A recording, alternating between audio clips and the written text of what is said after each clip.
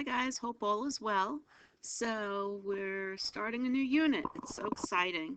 Um, we are going to be learning about rational and irrational numbers along with the Pythagorean theorem. Now you've been exposed to rational and irrational numbers in the past. If you've forgotten about it, don't worry. We're like starting kind of from scratch. We're going to remind you of some terminology. But the Pythagorean theorem is new to you. That will be coming in a few lessons. Today we're starting really with rational and irrational numbers. So if you can write down the objective, we will be finding the square root of perfect squares and non-perfect squares. And we're going to learn that those are rational and irrational numbers. And we're also going to be able to order the numbers on a number line. Both rational and irrational numbers are considered real numbers. And we will be talking about our real number system in this unit as well. So today, of course, I'll go over the do now with you and we'll do the development together. After the lesson's over, you should be able to tell me how you can find the square root of a number. You'll be able to tell me what it means to be a perfect square or a non-perfect square. And your homework is the problem set for lesson 1. So let's get started. So it's asking us to find the area of the squares below. I would love if you could like pause the video, do it yourself. You don't have to watch me find the areas, and then just check and make sure you have the right answers. So to find the area of a rectangle, it's length times width. Remember, a square is a type of rectangle. So for all of these problems, we'll be using the formula that area equals length times width. So 2 times 2 is 4. And we could say it's 4 square units, so units squared. 4 times 4 is 16, so this area is 16 square units. And 10 times 10 is 100, so the area is 100 square units.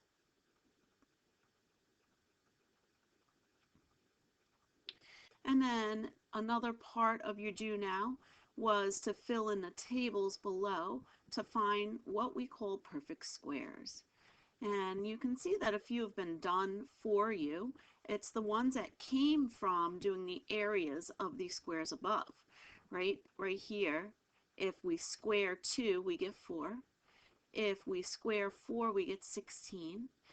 And it turns out that if you square a negative number, right, negative 2 times negative 2 is a positive 4, and negative 4 times negative 4 is a positive 16, and 10 was done for you also, because when you're finding something called perfect squares, it actually comes from finding the area of a square. So that could be a reason why it's called a perfect square. You take the number and multiply it by itself. So maybe you want to pause and try and fill these in on your own. And here I go. 1 squared is 1. We did 2. 3 squared is 9. 5 squared is 25. 6 squared is 36. 7 squared is 49. 64. 81. We already did 100. 121 and 144. If you know your multiplication facts up to your 12 times tables, you should be able to do this without a calculator. And then when you square a negative number, it always turns out to be positive, therefore it's the same list of answers.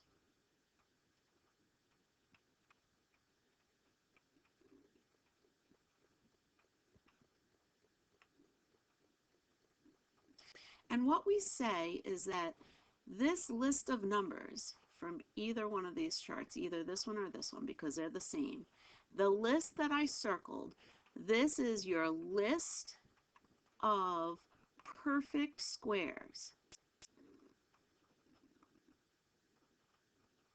up to 144, right? We could do 13 squared, it's 169. We could do 14 squared, it's 196, I think. So 13 times 13 is 169. 14 times 14 is 196. You could do 15 squared. 15 times 15 is 225, right? So the list is infinite. It really does go on forever, but a nice list for you to have in your mind is a list of perfect squares up to number 144, which really means up to 12 squared. We're going to be referring back to our list of perfect squares very often. So here's some definitions of square root. The square root is the inverse. Remember, inverse means opposite of squaring. So if you know how to square something, you actually already know how to square root something. It's the opposite. And all numbers have two square roots, and that's because of these two lists. The answers turned out to be identical for the list that I circled, but on the left list, I started out with positive numbers being squared, and on the right list, I have negative numbers being squared. Since the square root is the opposite of squaring, I'm going to tell you something right over here. The square root of, I'll pick 25, is 5 and negative 5. Okay, because it's the opposite of squaring. So if I'm trying to find the square root of 25, its answer is 5 or negative 5. Because you're trying to think of a number that if you squared it, gave you 225 as an answer. So you think about this. What is the square root of 81? Yes, you're right. If you said 9 and negative 9. So that's why having this list in your head is really good, so that you could go in reverse. So they tell us that, for example, the square root of 16 is 4 negative 4, because 4 squared is 16 and negative 4 squared is 16. There's this symbol for square root. I need you to know that it's really called the principal square root. Okay, this symbol is very special. This symbol is a shorthand way of asking what is the square root, but it really means only give the positive answer. If I wanted the negative answer, because all numbers have a positive and a negative square root, then I would have to put this negative sign in front of it. So if I just write this, it means give me the positive answer. If I write this, it means just give me the negative answer. If I write this, it means give me both answers, both the positive and the negative. So we put a plus and minus, one above itself, in front of that square root sign. And the numbers whose square roots are integers or quotients of integers are called perfect squares. So again, that list that I gave you are the perfect squares. These are all perfect squares. The square root of 1 is 1. Notice this is the principal square root, which means only give positive answers.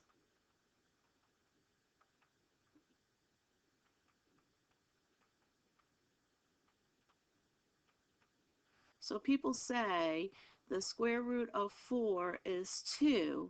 They should be really careful when they write it like this, though. Sure, the principal square root of 4 is 2 because we only give the positive answer. But the number 4 actually has 2 square roots. So the principal square root of 9 is 3. The principal square root of 16 is 4. The principal square root of 25 is 5. And you can fill in this list.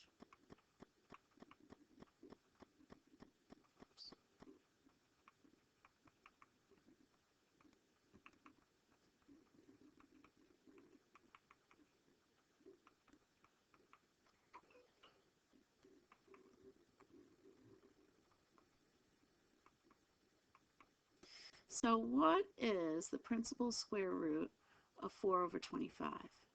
You can actually think of it as the square root of 4 over the square root of 25.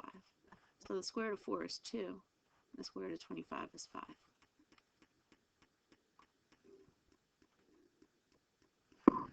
So now if we look at it in a different way, they're calling it equation form. It's still about square roots, but it's written slightly differently instead of using the principal square root symbol. So here they're asking what's the value of x. Notice there is no principal square root. They're really asking us what number times itself is 9. So this has three answers. X is 3 or x is negative 3 because the because 3 squared is 9 and negative 3 squared is 9. Okay, so when it's written in the equation form, you have to write both answers. When it's the principal square root, it's only the positive answer. So what number times itself is 36? Oh, x might be 6 or x might be negative 6. What number times itself is 100? X might be 10 or x might be negative 10. So hopefully you're all right with that. If you have questions, of course, send them to either me or Mrs. Lawton. And here are some examples that we'll do. This is a principal square root sign, only give the positive answer. What is it? You're correct. This is the square root symbol with the negative in front, which means give the negative answer. This is asking what times what is 49. Some people think that x is 7 or x is negative 7. Now, if it said x squared is 49, this would be 7 or negative 7. But since it's the sides of a square, can a side of a square be negative? It can't. So if you write both these answers down, and then sometimes mathematicians say, oh, mathematically it's possible for it to be 7 or negative 7, but then they put a slash through this and say reject. And they reject it because the side of a square can never be negative. So this really only has one answer because we're talking about the side of a square. On number 4, this is going to have two answers because something squared being 0.25. Well, think about, even without using a calculator, think about something squared being 25. Don't you know that that's 5 or negative 5? So you should be able to do this without a calculator. This is 0.5 or negative 0.5. And to prove it to you, I could test it and do 0.5 times 0.5. I do get 0.25. I could do negative 0.5 times negative 0.5. I do get 0.25.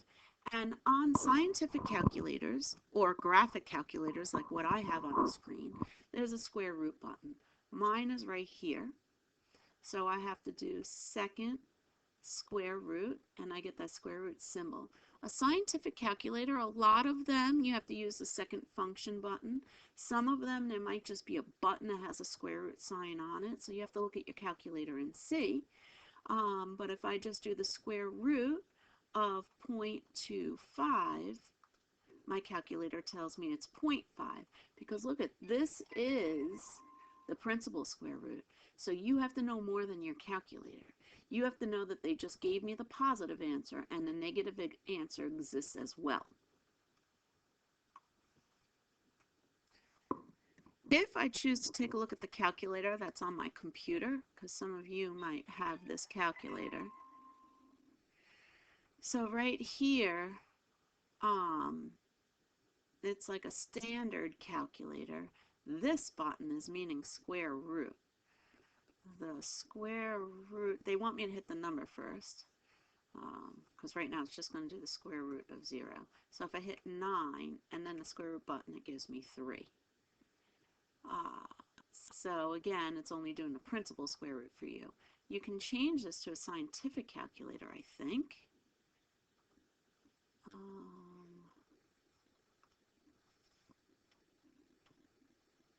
Here, scientific calculator. And the square root button is now probably second function and x squared because it's the opposite of squaring. Yeah, see, as soon as I hit second, then it becomes the square root. So, just in case you're using a calculator on your computer, and maybe it's the same one that I have. Anyway, I'm going to use my graphing calculator. I like it better. The square root of 0 is 0. Remember, principal square root, give the positive answer. 0 is neither positive nor negative, so we just write it as 0.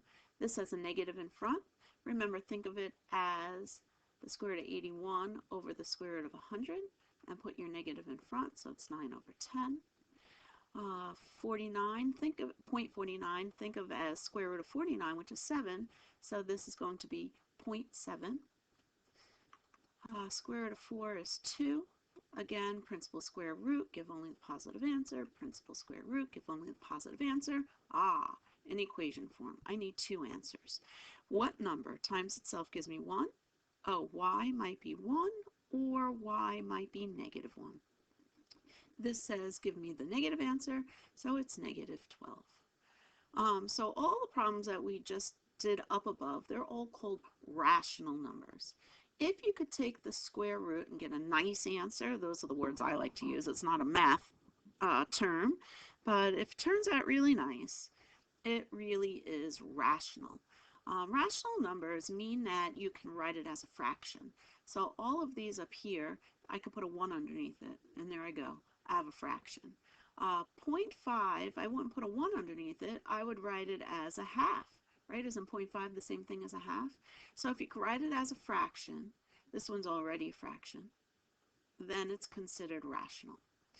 These are not rational. They're not even real. And that's weird to say, right? What are they, fake? No, they're not fake. They're actually called imaginary. But you can't take the square root of a negative number. I'm going to go to this one first. They're asking me to take the square root of negative 100. So what number times itself equals negative 100? There is no such thing. I can do 10 times negative 10 to get negative 100, but square root means a number times itself. These are not the same numbers. I'm not timesing a number by itself. I'm timesing two different numbers together. 10 times 10 is 100. Negative 10 times negative 10 is 100. There isn't anything multiplied by itself that gives you negative 100. And if you were to do it on a calculator, you'd get an error message. So the square root of negative 100 is, look at it, it says non-real answer. And on my calculator, I could go to like where the problem is, and they're showing me it's this number that I'm trying to take the square root of is a problem. The calculator only does real number answers. And this is asking me what number times itself is negative 25. Again, it doesn't exist. So there is no real number where this is true. We can say no real answer.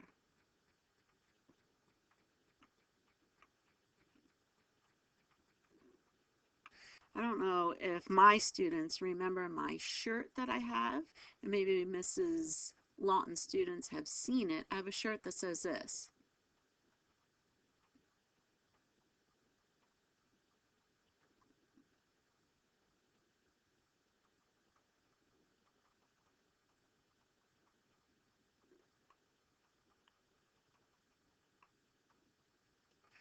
So what does my shirt really say? Okay, notice here I'm trying to take the square root of a negative number. It doesn't exist. I don't know if you remember what I said before when it says they're not even real. I told you they were imaginary. So when you take the square root of negative 1, you actually get the letter I. They usually write it in cursive so it doesn't look like a 1. So the square root of negative 1 is I. What's 2 to the third power? You're right, it's 8. I'll tell you that this symbol is a symbol that means to add things together. What's another word that means to add things together? It's sum. And you know that this is pie. So it says, I ate some pie and it was delicious.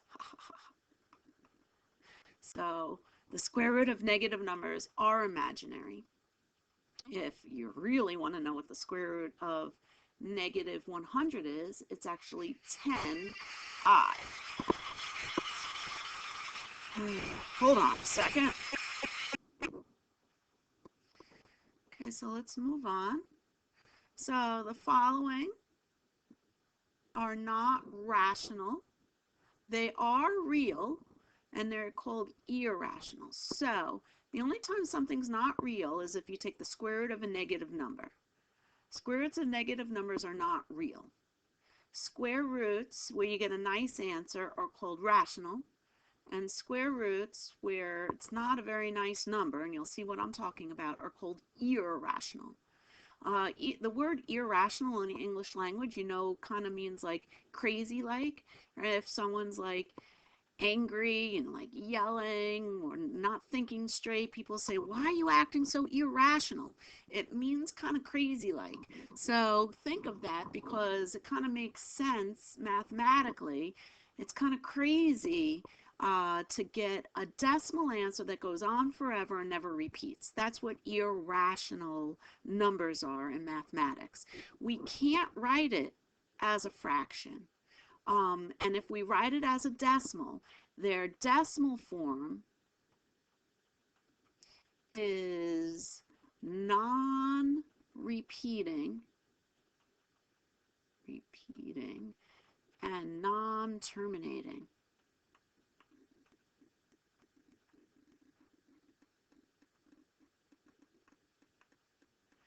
I'm going to go back for a second. When we said that a rational number could be written as a fraction, right here, their decimal form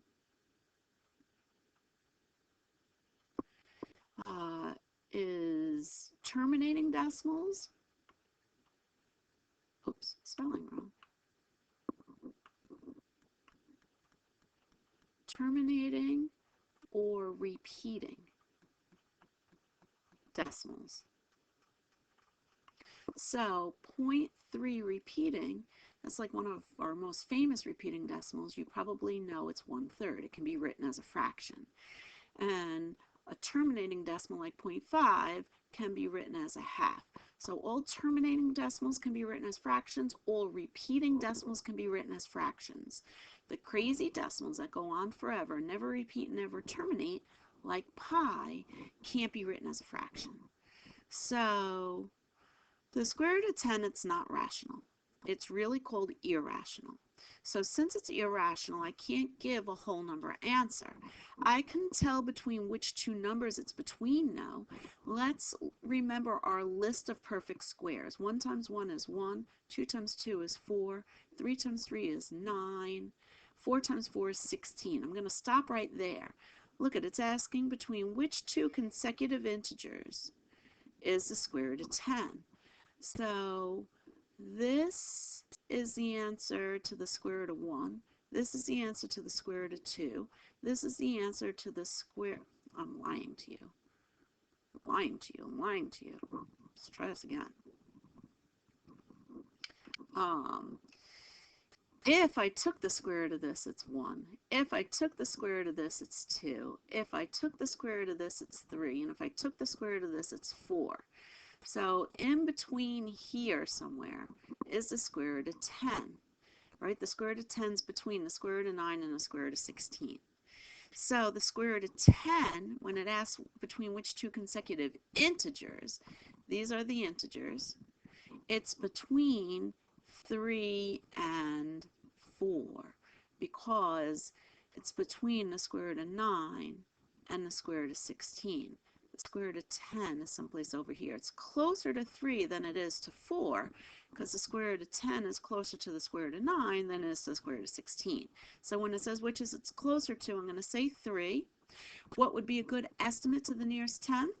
Maybe about 3.1, right? 'Cause it seems pretty close. It could possibly be 3.2. What rounded answer does the display on the calculator give you? So if I do square root 10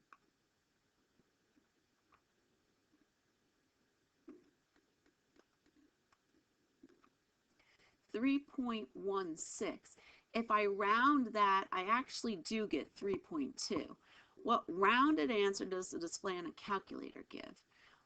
So I would say about 3.2. So this was a good guess. This was more precise. And then if I wanted to put it on a number line, which is something we're going to have to be able to do, I could maybe put some whole numbers here and say right about here is the square root of 10. Okay, so it is an estimation of where it lands on the number line. And I'm okay with you taking a guess and not using your calculator and being a tiny bit off. You're going to use your logic though. State which two consecutive integers it's between, circle the one it's closer to, give an estimate to the nearest tenth. So let's not use our calculator. Let's just kind of like figure it out on our own. So the square root of 2 is between the square root of 1.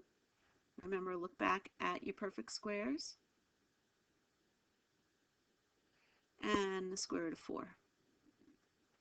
So it's between 1 and 2.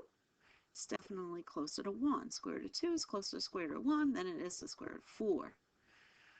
What's your estimate? Maybe about 1.1. If you want to look at it on your calculator,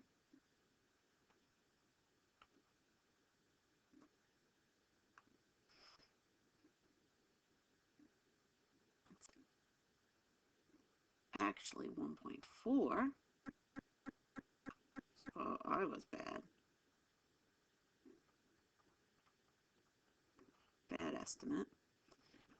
And place on the number line provided. So down here, we'll place it afterward. Let's figure out what these numbers turn out to be. I'm going to write down my list of perfect squares here. 1 times 1 is 1. 2 times 2 is 4. 3 times 3 is 9. 4 times 4 is 16. 5 times 5 is 25. 6 times 6 is 36. 7 times 7 is 49. 8 times 8 is 64. And I think I'm on high enough for these 4 problems. So if I take the square roots of these, my answer is 1, 2, 3, 4, 5, 6, 7, and 8. So square root of 5 is in here. It's between the square root of 4 and the square root of 9. It's about 2.2. Let's take a look. Square root of 5. 2.2, yay. I'm still shocked about my square root of 2. I was so off. I don't like that. Anyway, square root of 20 is in here. It's between the square root of 16 and the square root of 25. So it's in between 4 and 5. Oh, I forgot to say that this is in between 2 and 3, and I have to circle the one it's closer to. It was closer to the 2. Here, this, it's almost right in between. From 16 to 20, it's 3 away. I mean 4 away. And from 20 to 25, it's 5 away. So it's a tiny bit closer to this. So this one I'm going to guess as about 4.4. And square root of 20. Oh, what did I just do? Square root of 20 is, it rounds to 4.5. It's not exactly 4.5 though. It's not exactly right in between. And then the square root of 50 is here. It's much closer to 7 than it is to 8. It's between 7 and 8. It's closer to 7. I say it's about 7.1.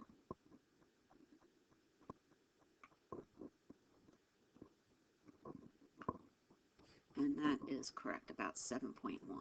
Now we can put these on the number line because I see I need to get to 1.4, 2.2, 4.5 and 7.1. So I have to get up, I have to make my number line like, I guess, up to 8.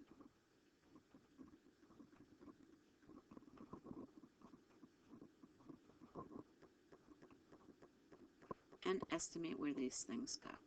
So the square root of 2 is right about here. The square root of 5 is right about here. The square root of 20 is right about here. And the square root of 50 is right about here. So be prepared to be able to do that on your own. And then you do your problem set. So I hope you have a great day, and I'll talk to you soon. See ya. Bye.